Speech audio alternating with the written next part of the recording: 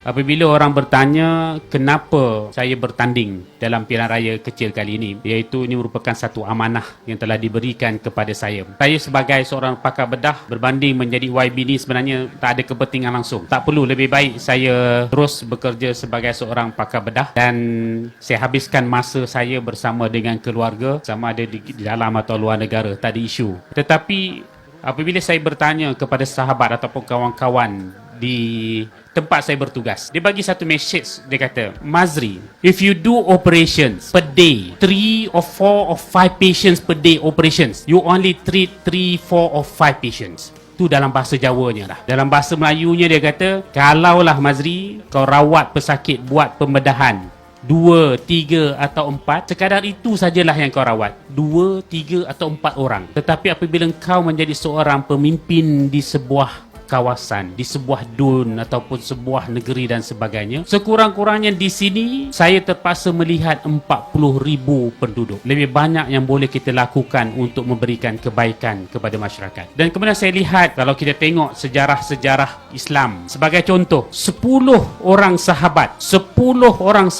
yang dijamin syurga oleh Allah Subhanahu Wa Taala, daripada Abu Bakar, Saidina Umar, Osman, Ali, Ubaidullah, Zubair, Talha, Osman, Abdul Rahman bin Auf, Said bin Zaid, ya, dan Abu Ubaidah bin Al-Jarrah. Semuanya ini adalah pemimpin politik. Melainkan mungkin kita kata mungkin seoranglah Abdul Rahman bin Auf sebagai pakar ekonomi. Lainnya semua pemimpin politik berbagai peringkat. Ada yang menjadi khalifah, ada yang menjadi pemimpin tentera. Begitulah tuan-tuan dalam kehidupan kita. Dua benda menjadi panduan kita bila kita hidup di dunia. Yang pertama, kita kena beribadat kepada Allah Subhanahu Wa Taala. Tak kira siapa kita. Kita doktor ke, kita ustaz ke, kita pemandu bas ke, kita penyapu sampah ke, kita pegawai keselamatan ke, semua kita beribadat kepada Allah. Dengan syarat kita meletakkan niat kita kepada Allah. Saya nak buat pembedahan lillahi ta'ala, kerana Allah Ta'ala, dapat pahala. Sapu sampah kerana Allah Ta'ala, dapat pahala. Simple saja, dengan ubah niat kita, insya-Allah kita dapat pahala. Dengan syarat kerana Allah Subhanahu Ta'ala. Itu first thing, beribadat kepada Allah. Yang kedua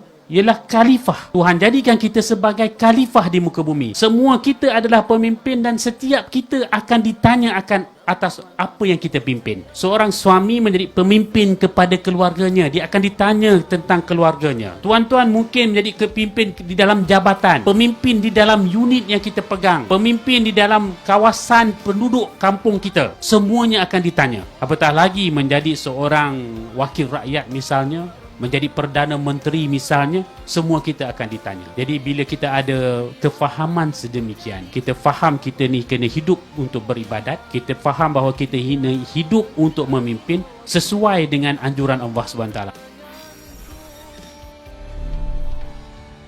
Menuju kita ke syurga.